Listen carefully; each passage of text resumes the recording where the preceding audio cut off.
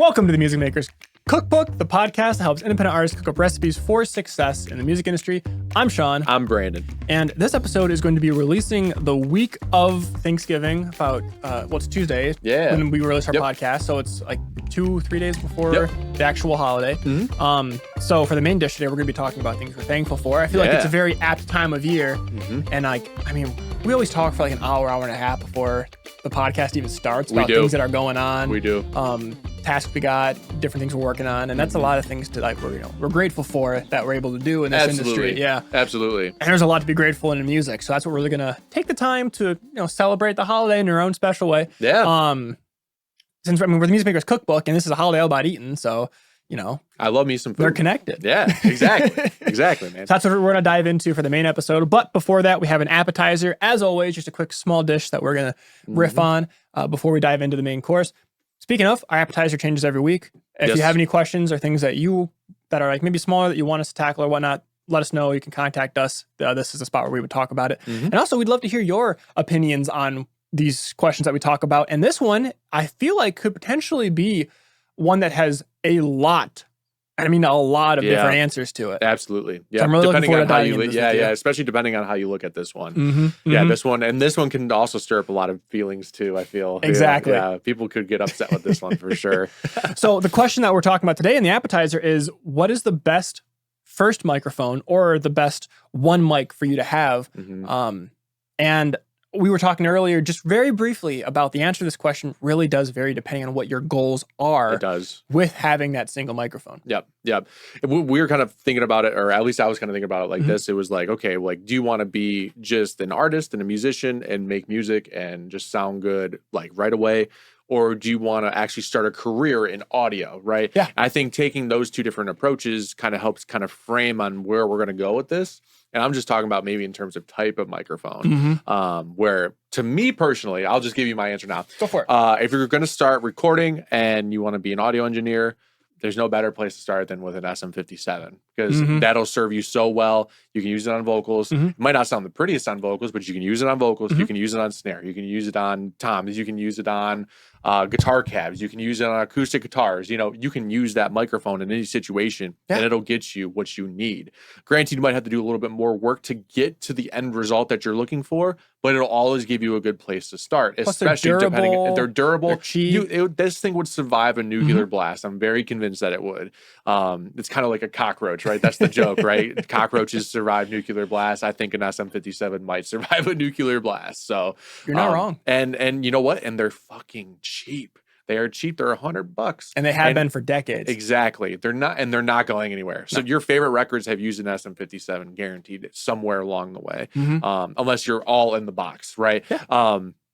So for me, it's the 57 if you want to get into audio engineering. If you're an artist and you want to just make music and do vocals mainly, we're talking maybe more in the large condenser diaphragm microphone. This is where we're going to differ here. Oh, okay, cool. Yep. I'm glad to hear that because I could also see the other way going with a dynamic mic, maybe like an SM7B, right? This is a very great choice. It takes a little bit of work to get it sometimes to where you need it. So if you're trying to like sound like Bruno Mars, if you're trying to sound like Ariana Grande, right? Yeah. You might want to lean towards a condenser microphone. However, and I'm not going to give I should give like a type of condenser here, but like the cheap condensers to me do sound cheap. Yeah. Anything, think of MXL stuff. Exactly. They work, they do a job. Yep. I like actually some of the MXL, like 990s is decent on drum overheads. Yeah. But it's definitely not an all around anywhere in the studio workhouse mic. For that, I mean, AKG P420. I would say that's a good one. That's a good one. That's a good for starter a one. Price. Yeah, exactly. Maybe the Aston Origin, since I have a lot of of experience with it. It's built like an absolute tank too. Even the Aston Spirit, if you want to go up a notch up, is better in my opinion than the Origin. Origin's kind of thin, sounding. I've used it on acoustic guitars. I actually used it recently. Oh, really? It was very thin. It was very thin. So it's like it really all depends on what you're looking for. But I would steer clear of maybe like the very beginner stuff. I'd say the 47 Junior is a really good. I would say so too. Effect. I've heard it on kick out. I've heard it on vocals. I've heard it on guitars. It's never my favorite, but it sounds solid on every single one. Absolutely, and obviously I would steer clear of maybe USB microphones at Oh yeah. pretty much all costs. You know, in my opinion, I'd rather My use first mic was the interface. Yeti Blue. Was it? It was. Nice, dude. Nice. Oh, the Blue man. Yeti. I think mine was the Audio Technica 3035. They don't even make those I anymore. hated the Blue Yeti. Yeah. Oh yeah, those Yetis, man. Oh man, Hated it. there's a mic out there by Blue. It's the Blue. It's the Bluebird. That's one of them. I don't know if that's one. There's the Kiwi. I hate the Bluebird, man, Yeah. with all my heart. So just that don't would be like blue another mics. one to avoid. You know, MXL stuff. You know, sometimes you can find good results with it, but I will say, if you're going to work on like lo-fi stuff, Mhm. whether you want to record your amp, do like lo-fi guitars or whatnot, if you're doing any real recording, any lo-fi production, Mhm. the MXL, I don't know what it is, I think it's the 80. It's the ribbon Okay. microphone. Their MXL ribbon microphone is not a very high quality ribbon, Mhm. but it gives enough of that ribbon sound, and it's at a low enough quality. Like it's so good for lo-fi. Oh, interesting. It's so good for lo-fi. That's kind of cool. See, Yeah. like you can always find a unique situation Mhm. where these mics are applicable. That's Mhm. why they exist, right?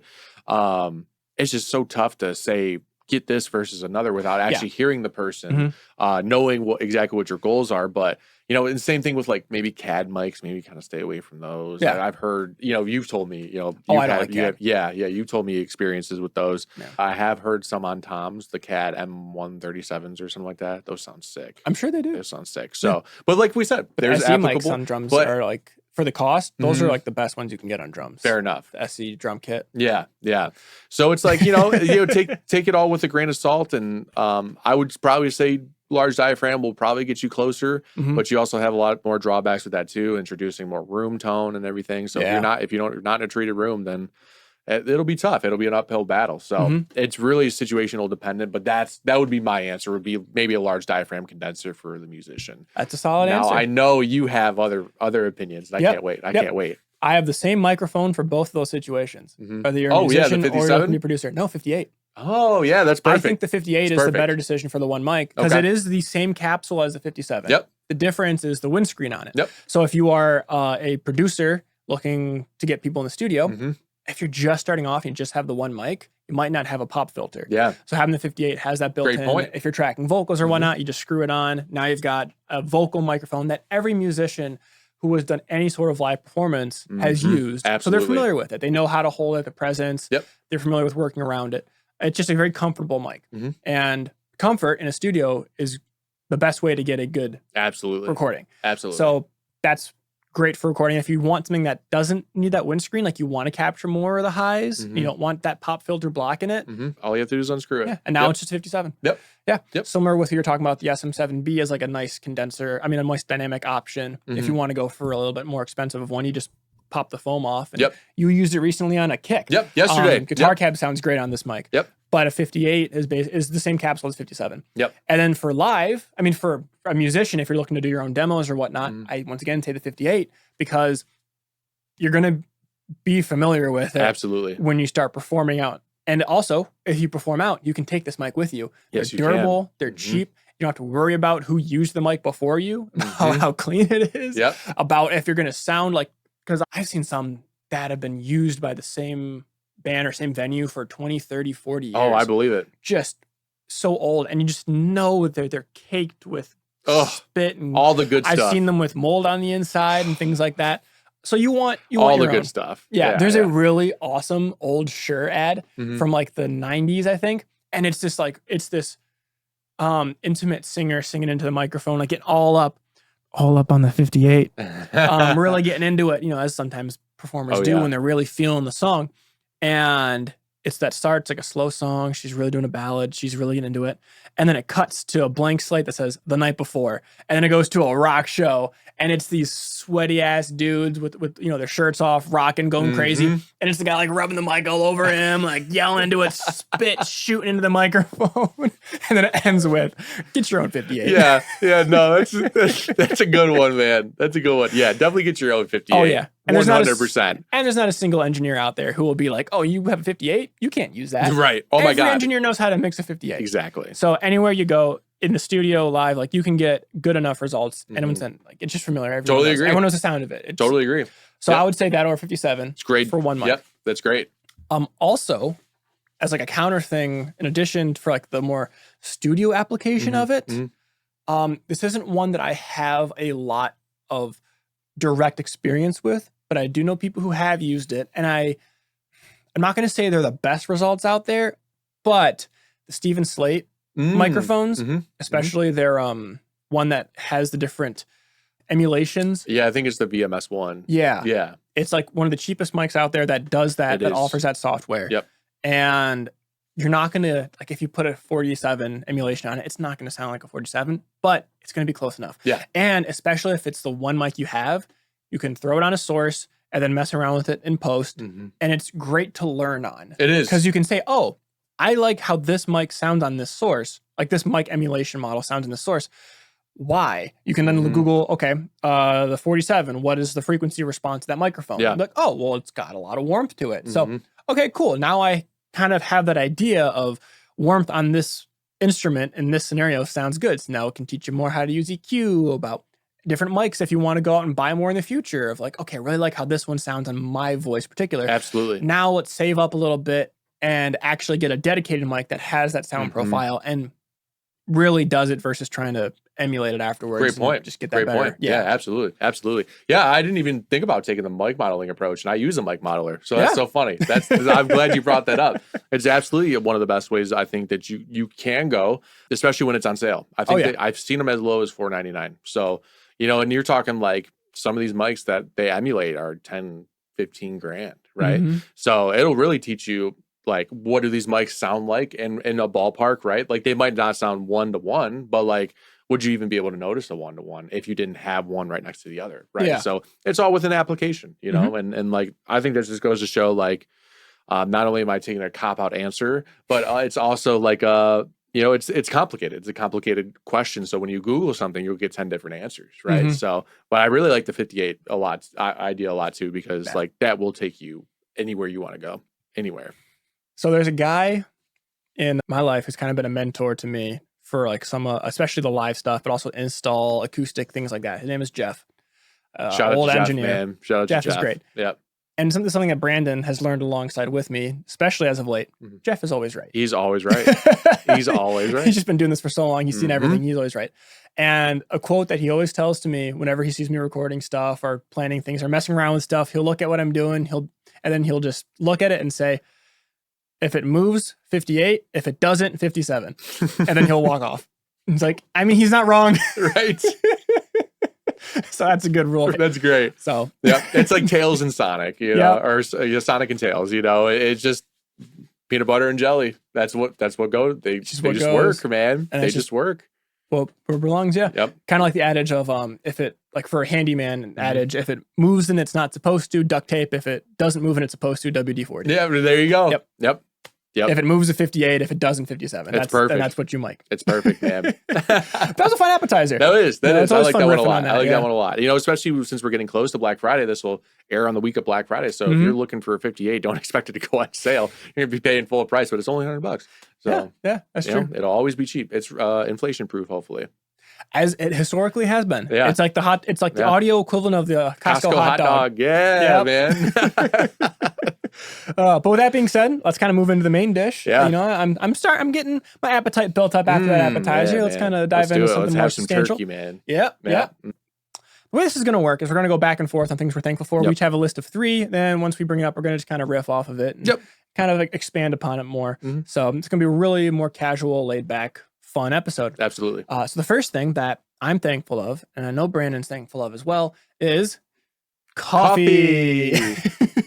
So thankful for coffee, man. I would not be where I am today without it, and that's really fucking sad. Like, I probably actually wouldn't be here right now, Fair enough. because I would need coffee to function. That's true. So man, you should have saw me when I got in today. I was like dog tired, man. I was just chilling, and I was like, both, man, I can't do this. And then we got in here, started talking, had some coffee, and I were like, yeah, we're good to go. I was thinking, I almost messed up. We were talking for like 15, 20 minutes. We were. And then all of a sudden, I'm just like, I'm sorry, man. I haven't poured us coffee yet. We were talking pro bono. We messed it up. We had the order wrong. I know. And now the energy is way better. I know. We had an appetizer before we had coffee. We did. Yeah, so. Coffee is the fruit of life. It is. It is. And as much as this is true, we are grateful for it. Yeah. It is kind of a joke It answer. is. It is.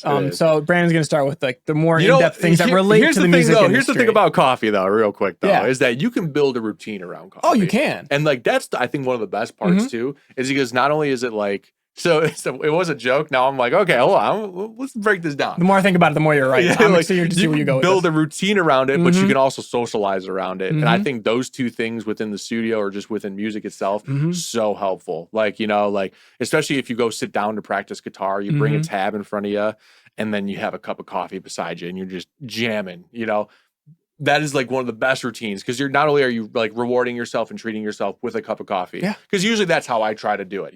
That's how I'll try to space it. I try not to depend on it, even though I do. It's just my way of making myself feel better about depending on it. Is like I have a specific times a day where I'm like, okay, I deserve a break. Right? Let's give me a coffee. So let's get a coffee. And it takes 5 minutes to do. So you get a 5-minute break and you sit back down and you go, I'm refreshed. And it's like, let's move on. Well, and also let's be real. Like not only you're fresh, but the caffeine it energizes. Exactly. That's what it does. It does. And it's not like it's so much, not like an energy drink level amounts of caffeine where you're off the fucking and walls. jittery, your heart But it rate's gets you up. going. And now that I'm thinking about it, let's talk about the studio. You get 4 artists in the studio. Yep. Especially if it's the first time, everyone's thinking like, getting used to it, getting the vibe down, want to be productive, but also like you gotta get just comfortable in the space. It's like, hey guys, let's get a coffee. Like, you guys drink coffee? I got these kinds of flavors. I got these kinds of creams. The artist, the band, everyone gets a coffee. You drink it together. You're talking. It breaks the ice.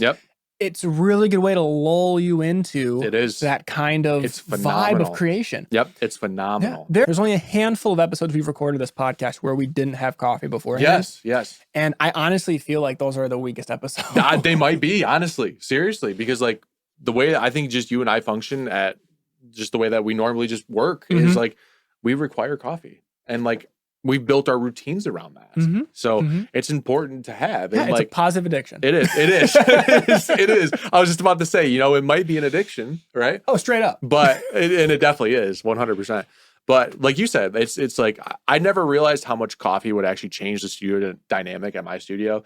Like halfway through the session or even before the session starts, we'll be like, let's just go grab a coffee real quick. Spend 10 minutes talking right there. And then we'll go, okay, let's go head over and start, It's also a great tool in the studio of like, if you can tell that the performer's starting to get frustrated or they're getting angsty or they're overthinking it. It's like, hey, let's take 5. Let's get a coffee. Let's loosen up. Let's get energized and like more like, so you're feeling it. You're able to just relax more and just they can rely on what they've practiced to really get a good performance going into it. And even if it's like one of those things where it's like, it's been take after take after take, and then you start getting frustrated as an engineer, it's like, hey, let's go get a cup of coffee. I need a cup of coffee. You get that 5-minute, 10-minute break that just helps reset and refocus the mind. And then all of a sudden you sit back down and you go, okay, we can do this. Let's do this. Let's sit down and get this going, and it's a better way of doing it than just saying, dude, I just need 10 minutes. Just give me 10, and then walking out. That sets such a bad taste in somebody's mouth, opposed to actually putting coffee into somebody's, this is really bad. That sounds really bad. Just putting a coffee taste into somebody's mouth. You could have phrased that better. I could have. I'm glad you didn't. That's hilarious. But you could have. I'm not good at those analogies, man. It was not good. It's not even an analogy. It was like literally. I do love how this joke kind of answer has turned into just a legit. It has. Nope, it's a good tool. It's a good thing. It's a really nice tool, dude. Yeah. It really is underrated. But as we said, was kind of a joke one. We both still have 3 we want to dive into. Absolutely. So now we'll start with that going. So what's one thing you're thankful of, Brandon? Yeah, man, I'm really happy about the lower barrier to entry into making music. And like that obviously comes with dichotomy attached to it, right? But it's more easily accessible to new musicians and new artists that want to explore the creativity of music, right? And I think that's beautiful. I think that is a beautiful thing. It helps eliminate the barrier of cost, and cost can be the biggest barrier to get into this. Aside from the knowledge, right? Cost and knowledge are the two biggest things, right? And now we have access to literally anything at our fingertips for maybe a fraction of the cost of what it used to be, right? Even 10 years ago, which is just magnificent. More people are making music than ever before, and it's fantastic. Flip side of the coin, though, this comes with some downfalls. Companies start to pivot and they start to move away from maybe a professional standard to maybe a more prosumer standard. Yeah. Which is okay. It's also not but uncommon for the industry. Exactly. And it's going to go through ebbs and flows, right? And right now we are definitely in a consumer based market, a very heavily consumer based market for audio. These companies like UA, we're going to talk about UA later, are starting to Tascam. Yeah, exactly. Zoom. Exactly. They're starting to become more home studio friendly, which is just great. It gives us more competition, right? So it helps us innovate more, come up with new music, new sounds, but it also lets people make music just for the love of making music. And I think that's beautiful. Yeah. Unfortunately, I think that thing of that lower barrier of entry, I agree. It's something that I'm grateful for as well. It is unfortunately kind of a controversial thing to be grateful for, though. It is. I've heard interviews and even talked to artists that I've worked with that are like, man, it sucks how many people are making music. I'm like, where is that coming from? That's nuts. I've had I've heard people interview say like, yeah, there's so many music being made now by people who have no business making music. Yeah. It's like, who are you to say that? Yeah, who gives you the badge to make music? Yeah, so I don't know why it's controversial, but it is, oddly enough. But I couldn't agree more that it's something to be grateful mindset, for. I think, with those people, and maybe it comes from a thing of like, hey, I've practiced for so long and it took me so long to get here, but it's like one of those things. It's like, well, for the next person, you want that person to go through what you did, and like maybe they should, right? Yeah. And maybe they should. Maybe that's their rite of passage. But wouldn't you want it to be at least like 10% easier for them to do it? Yeah.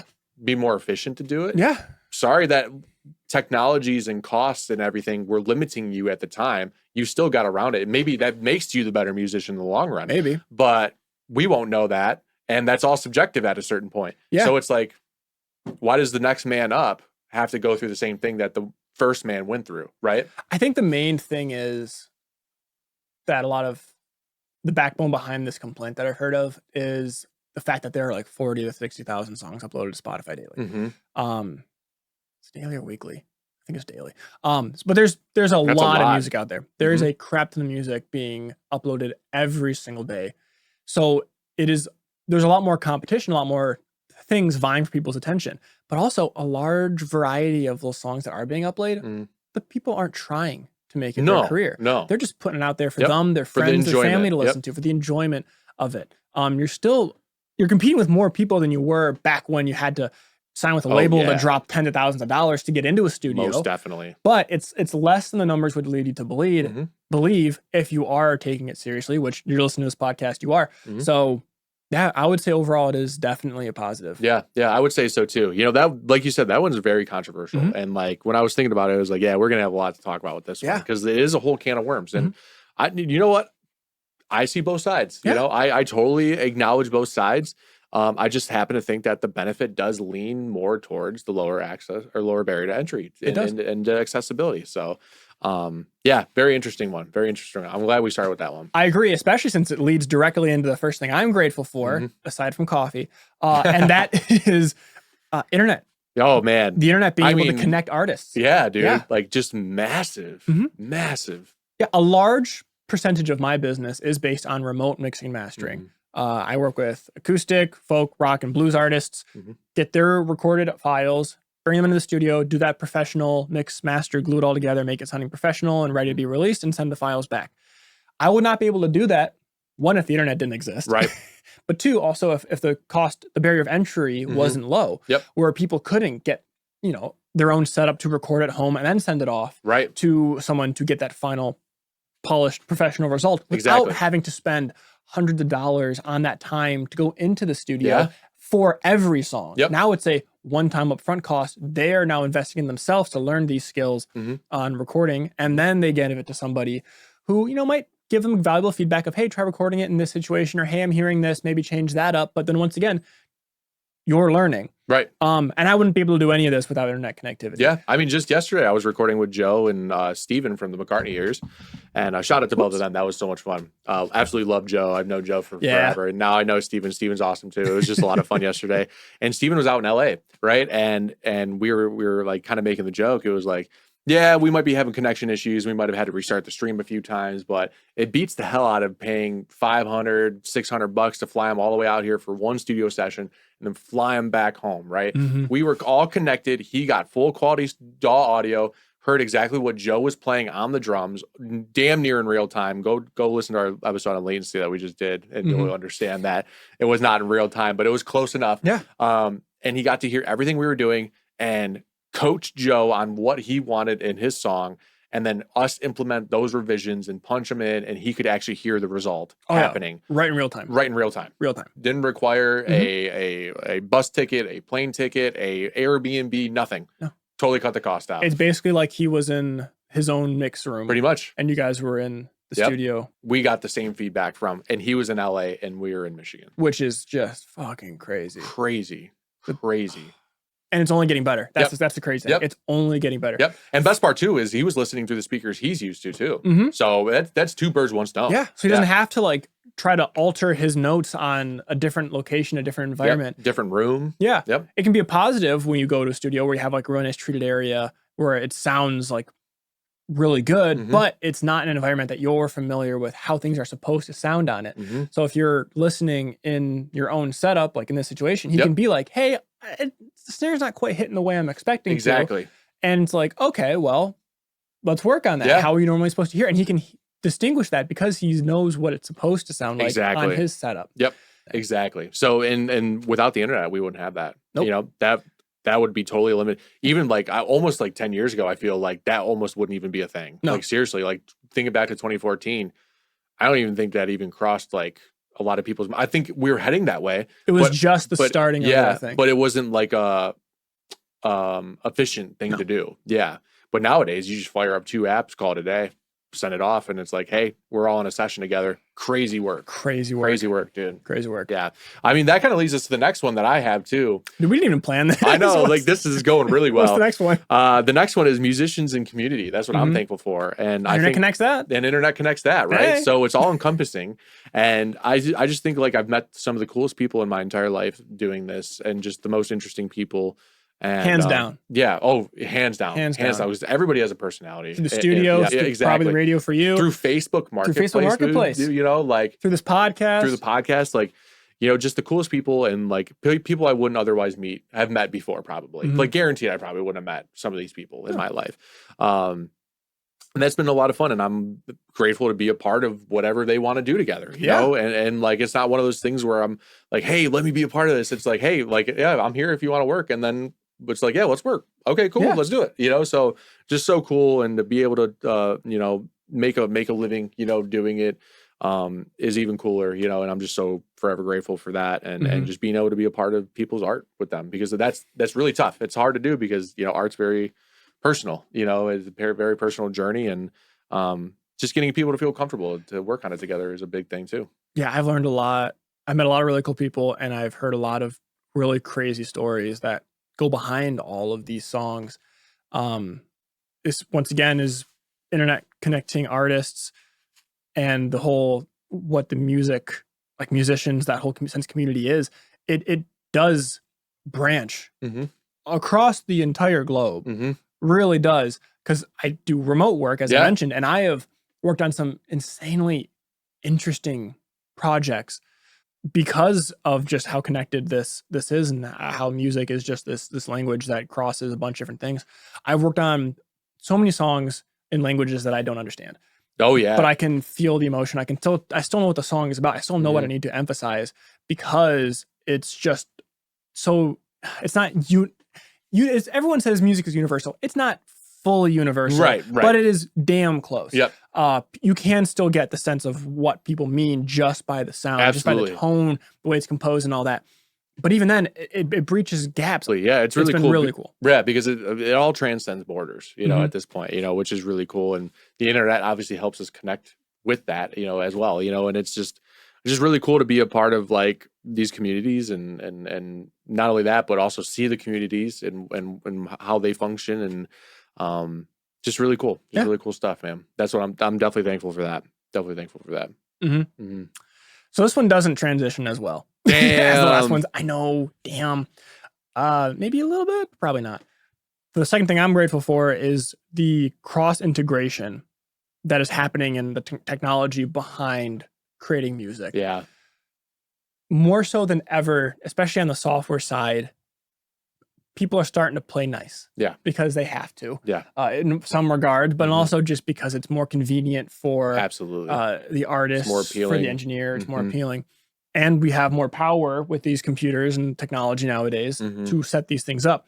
So like for that, I mean things like DAW Project, which is this project that is being forefronted by engineers and musicians alike to get different DAWs to use the same file structure, so that way you can open a file from one DAW and another DAW.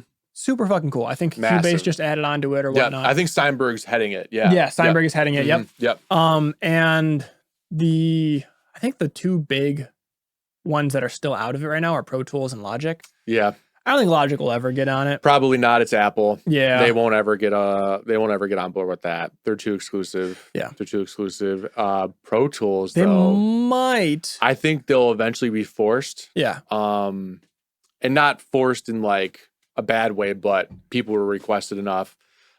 People demanded enough that they will have to eventually adapt, or they will die. That's how historically has been with Pro Tools. And Pro Tools has been interesting because it hasn't died, and like I don't think it's close to dying at all. People will talk shit about Pro Tools all day. I think it did get not close to dying, but it was getting close to being looked over consistently. Very much so. 2, 3, 4 years ago. Yeah. But there was definitely a downswing in Pro Tools users, and especially with the pricing models that that Avid introduced, and not only that, but also the functionality of the program itself. I mean, it was not getting updates for quite some time, and the updates that it did get, which seems like it would just actually bug the system more. It did, and it was just awful. There was no reason to update. So buggy, crashed all the time, couldn't handle things. I think I've only crashed Pro Tools once this year. I think, I mean, I've done it a few times because I had plugins that are incompatible. I run them anyways, but I've only done it really like on Pro Tools' fault only a couple times, I think. Seriously. It's been rock solid. It's been rock solid as of recent. That's not everyone's experience, but that's not experience. That's not everybody's experience, of course. But they will eventually be forced to adapt to this new model of similar format between each one of these, and that's translatable. Or just share the same file extension, you know. So that's really cool because that makes collaboration. So kind of going back to what we were talking about, right? With the community and the internet, this makes collaboration even more integrated and a lot more and a lot quicker, and the terminologies behind everything start to become less crucial. Multi-tracks versus stems. No, just send me the session file. Exactly. It's like, okay, done. It makes getting in the flow state and staying in the flow state in the studio, or if you're just working on it as a singer-songwriter, as an artist working on your own music, it makes getting in and staying in that flow state quicker and easier and last longer. Especially like the ARA with Pro Tools, where now there's vocal align in real time or melody in real time. So like these things that can take so much time in the studio to really dial in. If you're in the recording process, you're like, man, I'm not happy with the vocals, but I don't want to spend the next hour, 2 hours recording it, editing it to get it where I want to. I really want to move on and record this idea while it's in my head. Boop, open real time. Quick. Whole snap to 60% accuracy or whatever. And then go to the backing vocals and go to open up vocal line project or whatever. Totally. And then boop, boop, snap it to that. And within 30 seconds, you've got a pretty solid, tight vocal and backing tracks that then you can layer on your new ideas on top of and stay in that flow state. Absolutely. And then obviously you're not going to want to rely on that and just fix it in post, go back and dial in and really focus on your performance down the line. But it keeps that energy going while you're in it and allows you to quickly pivot to follow the ideas that inspire you instead of like, okay, now we got to set up this whole other rig and bounce down to this. We have enough tracks available for that or that whole process is quickly just going away faster and faster. Absolutely. I'm hitting on the Pro Tools one a lot, and that's because we use it. That's what we're familiar with. And there's one hesitation that makes me think that Pro Tools might not go there, but there's also one thing to counteract that now. Pro Tools has always been on their own plugin format for as long as I can remember. RTAS was first, and then now it's been AAX ever since they updated that into 64-bit. And they still haven't changed that. They still haven't accepted VSTs within their plugin format. Yeah. And you know, VSTs are pretty much universal. AU is the only other one that really out there that's worth its weight, and that's Apple. Yeah. So of course that's going to be different, of course. But AX, I believe, is harder to either get licensed or to develop for. I'm not sure which one it is. I don't remember, but their plugin companies stumble up to AX all the time. However, Pro Tools just brought in Steinberg's it's not WaveLab. It's like something along the lines of it. Maybe it's WaveLab Go or something, or spectral layer editor or something like that. It's not the isotope one, but it's something else they brought in recently. Yeah, I know what you're talking about. There's a VST wrapper in there, so you can bring VSTs into Pro Tools now by Pro Tools. Oh. So you don't have to buy like Blue Cat Audio's Patchwork or some kind of VST wrapper to go into Pro Tools. It's almost kind of built in.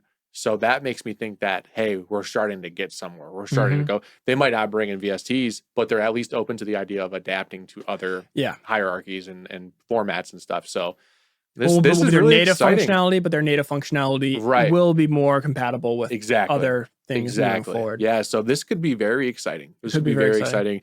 Really looking to the future of this, because that'll be leaps and bounds better than what we deal with now. Because all it does is give you more tools, more options to be creative and create sounds and structures and ideas that haven't been heard before and are better at expressing and translating what's in your head and what you want to say. So it's just nothing but positive. The more integration, the more options that you have. And I'm grateful for it. Another good example is UAD with their Apollo system, and then SonarWorks too now built in.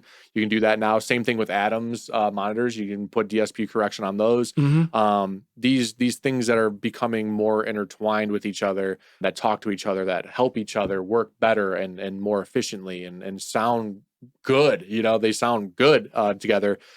Just a great thing to be. It's huge. To, you know, and 2024 is awesome. I can't wait for 2025 and see what that brings, because that's just going to be so exciting. So exciting. And it's moving fast. We need to get to an AES convention. Dude, we do. We really do. We do. I mean, it's only one state over in New York. Yeah. Let's do it. You heard it here, folks. We'll be at an AES at some point in the future. That's right. All right, so what's the third thing you're this one's going to be really hard to tie into now. Is you know, we tied in the last one, actually, which is nice. This one's going to be I'm up to the challenge. I'll do my best. Man, I am thankful for ChatGPT. Okay, I'm at a loss. Yeah, me too. Here's why I'm thankful for ChatGPT. It's made my life so much easier. Searching things, because like I'll go 50-50 on Google now. Sometimes I'll be like, if this is just something that it can pull information for me quick, I'm searching it on ChatGPT first, because I don't feel like sifting through some information. Now, if it's something more specific, I will go to Google and do my own research. But so that's because ChatGPT links you to some of these articles now. It's like, hey, I'm pulling the information Features from here. are just getting better. It's been great, man. And not only that, but also just communication has gotten way better.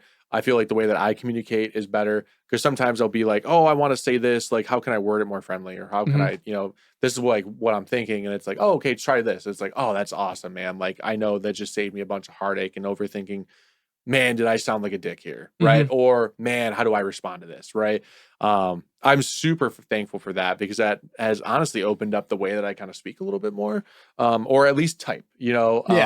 It's giving me different, it's giving me different tools and ways to kind of approach things, you know. And it's been nice, because like I feel like personally for me, like I've always needed school in my life to keep me sharp with my skills in writing, especially because I definitely considered myself more of a writer than a speaker.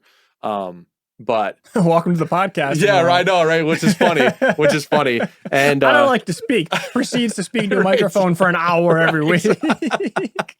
And you know, like my writing skills, like they diminish significantly after school. You know, use it or lose it. And I'm not gonna stay in school my entire life, because that's just too expensive. But ChatGPT helps me stay sharp. It's like, oh, you can wear it like this. Like, duh, why didn't I think of that? Right. Instead of actually doing hours of work and being like, oh, I recognize that. So one of the many reasons why I'm thankful for ChatGPT. Now, we also have AI attached to this too. Remains to be seen. Yeah. Maybe. There are some things that are great, some things that are not. We've had a couple of AI episodes. We even talked about it in certain more deep diving episodes, like we talked about in mastering and how AI is a tool that is growing in the mastering world. How AI is going to be a tool that's growing in the mixing world. I have been diving more into that in my own mixing process. Having it analyze tracks and whatnot and see what it recommends, things like that. It's a tool. It's something that can be used, and then it's up to the artist to make it better and beneficial and actually speak on the meaning of the art. But it's a valid tool. It is. Yeah, it is. And then even like I'm use ChatGPT all the time as well. Maybe not as much as communication as you do. But I use it a lot for like organizing and planning and putting down my ideas. And expanding upon my ideas. Oftentimes I'll say, hey, I have this one idea of something that I want to do, implement in the studio on my website, or a podcast episode topic, or something I want to implement. And then like, how do you recommend I tackle this? Or how do you recommend like what other kind of branch off topics that are related to this could I talk about, or could I implement on my website, or things like that? And it just allows me to look at other variations of a base idea that I have to say like, oh man, I didn't think about it in this direction. Let me pivot and then combine the two and add this on top of it. Or if it's like, hey, I want to implement this new routine or this new skill or this new process into something that I already do, I can ask GPT like, how would you recommend I implement this? Or what are the steps necessary to do this? And even if I have like 90% of the steps, that extra like one or two that, I didn't even think about that, it just makes it better. So no, that's fantastic. And I might take that and use it for myself too. Do it. Because that's just phenomenal. I'll give you a really easy, quick example of what I just experienced this past weekend. Somebody had reached out to me. They were like, hey, can you see if somebody's downloaded these tracks yet? Like, yeah, sure. I mean, I there's not a way to do it on Google Drive. But if you go into the audit and reporting and go into Drive logs, you can see activity within Drive. So it's like, okay, we can kind of guess, was this downloaded? Was something uploaded, right? Or whatever. And now it spits out this very specific date and code that, it's kind of hard to decipher on your own. There's a bunch of numbers in there. You can see the date, you can kind of see the time, but then it's like, okay, what are these extra numbers in there? I took it, I just pasted it right into ChatGPT, said, decode this for me. And it said, this is this type of format. I think it was like ISO like 6841 or some shit like that, right? And it was like, this means at this time, this date, this time zone, and whatever. This is the timestamp. I was like, okay, cool. So I learned something. And it was like super easy just to do without me typing it into Google, having to figure out what the code was, and then translate that myself, right? It was just like, yep, you're already done. Here we go. Very efficient. Very efficient, which is just great, which is great. So from the simplest tasks to more complicated tasks, ChatGPT has made things way easier and quicker and cohesive. Yes, absolutely. So that's why I'm thankful for the robots. Thank you, robot overlords. Also, be kind to ChatGPT, because you never know when they're going to take over. So So just be nice, and hopefully they'll be nice to us later. So on your next album, you should make a song that's just praising our AI overlord, just to protect yourself. Just it's insurance. Protect yourself. Yeah. But I made you an anthem. Don't kill me. That's right. Oh man, I've never watched a Terminator movie. Me neither. We probably should. I've heard they're really good. A little field trip. Yeah. Movie night. We just got a projector screen back. We have a 10-foot projector screen in the back. Yeah. Oh, we should do it in the warehouse. Yeah, exactly. Actually, this Sunday, I'm hosting Cage Miss. What's that? Really looking forward to that. So some of my buddies. This is a complete different tangent. I'll go to the last thing I'm grateful for in a second, but it's Thanksgiving related. So every year around Thanksgiving, we've just been called Cage Miss. And it is when my buddies from high school, we all get back together, and for a full day, we marathon Nicolas Cage movies. No way. Yep. And this is our 12th year of doing it. Dude, that's awesome. And I'm hosting it here, and you best be certain I'm hooking up a full-ass PA. That's badass, dude. That's badass. 10-inch projector. We got to get Nicolas Cage over here one of these times. I've got a life-size cardboard cutout of Nicolas Cage. So he's going to be in the corner. I got Nicolas Cage coasters. No way. Yep. The coasters have different headshots of different movies. That's fucking hilarious. So the one I have is from Con Air. Damn, dude. That's crazy. All the meme faces Nicolas Cage has done. That's fucking awesome, dude. They're great. Yep. There's always a party favor for it. Last year, my buddy Chris got a 3D printer, and 3D printed a bunch of different characters, but face swapped them with Nicolas Cage heads. That's great, dude. So I have a Pikachu with a Nicolas Cage head. No. Yep, at home. That's nuts. You're gonna have to send me a picture of that, great. please. It's great. Oh my God. Oh man, but yeah, that's happening. That sounds like fun, man. Yeah, maybe I'll keep the rig up. And Yeah, some there you go. Terminator. There you go, dude. Oh man. All right, so the last thing I'm thankful for, last thing we have on our list today, which is relatable directly to what we're doing right now, is I am very thankful for this podcast. That's so sappy. It is. I love it. Damn, do I live by it. Yeah, I swear by it. I'm incredibly thankful for it. Me too. First of all, thankful for all of you guys for tuning in, listening, conversing with us, leaving comments on YouTube or Spotify or on our social media platforms. It's been awesome hearing back from people who found certain episodes helpful or have specific questions that we can really dive in deeper. I've got one on connecting with other musicians that even if you're in like a rural area, that was a really fun episode to talk about. Giving us things that we didn't know about, like telling us information that we can learn on or talking about topics that I never breached on before that now I know more about than I did. Super grateful for that. But on top of that, one of the things I'm most grateful for with the podcast is the fact that we've been recording it every week for a year and a half. On top of the recording part of it, we spend the first hour and a half absolutely talking shop, talking about projects, talking about different ideas, just hanging out and nerding out about music. And that's been really fun for me to do. Yeah, likewise. Especially since I do a lot of remote stuff, so I don't get to talk to other engineers and musicians as much. And you talk to a lot of musicians, but I don't know how many engineers you really talk to. Yeah, not a ton. And it's really cool to be involved, not only with the community that's out there on the internet. That was the first thing I was grateful for, but also to, have someone in person to talk to. So on top of being grateful for the podcast, I am grateful that you're my host, Brandon. No, likewise to you, Sean. Seriously. Yeah, no, it's a lot of fun. I always look forward to it every week. We like Sean says, we talk like maybe for a couple hours before we even start. And that's just about like business, life, whatever, whatever the case may be. And sometimes the whole recording time. Honestly, sometimes the whole recording time. That 1 week was really bad. And we just figure shit out together. And like, it'll be funny because we'll just start talking and be like, oh yeah, no, I forgot about that. I got to ask you about that or something, And it's just a good way to actually have some slight peer review in there. And then also just even if we're just bitching about something, it just feels better. It's like, oh man, thank God. Because like somebody understands it, Or even celebrating the wins. Like there are times that where too. I'll get like a message from you or you'll get a message from me at like 10 o'clock at night. Like, dude, I found this out. We're like, hell yeah, dude. Yeah, exactly. It's like just me selling my speakers the other day. It's like, dude, finally, like someone bought these fuckers, because Sean wouldn't buy them. So I don't have space. I see plenty of space back there. Where? We'll talk about it. No, we won't because there isn't any.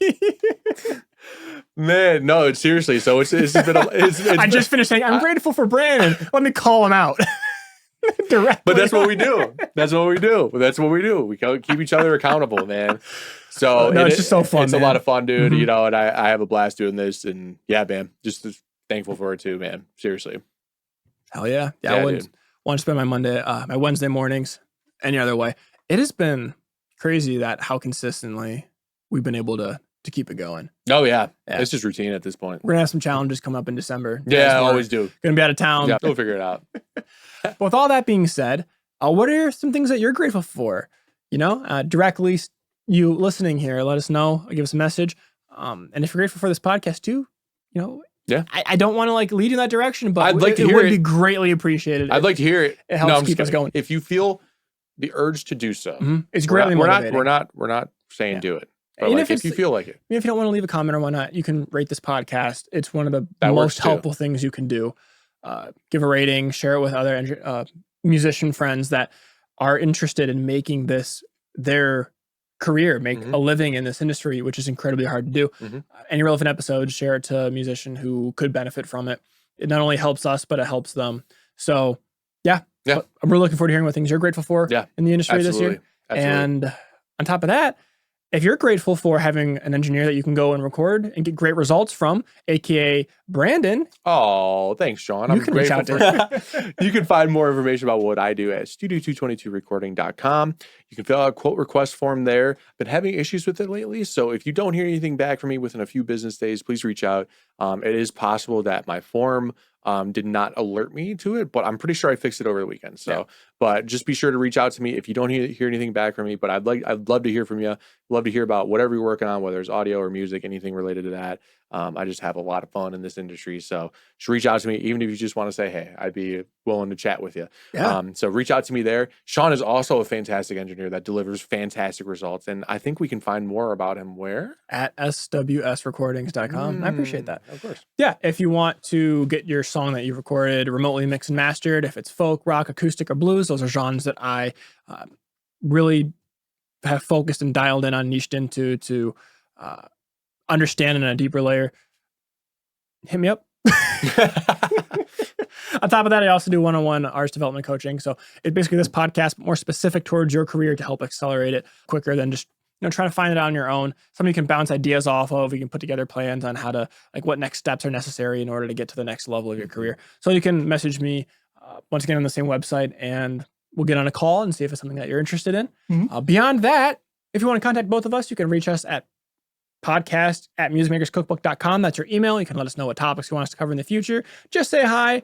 We'd love to hear from you. You can also message us on any of the platforms where we post this podcast and podcast related information that relates to it, like Instagram, TikTok. Who knows how much longer that's going to be around. YouTube, which our YouTube has been growing, which we really appreciate you guys. Absolutely. If you're listening to this on YouTube, thank you. You're pretty sick, especially if you're listening to it this far. Thank you very much. And then obviously on Spotify, Apple Music, any podcast platform out there, we are there. Yeah. As far as I know. I haven't checked all of them.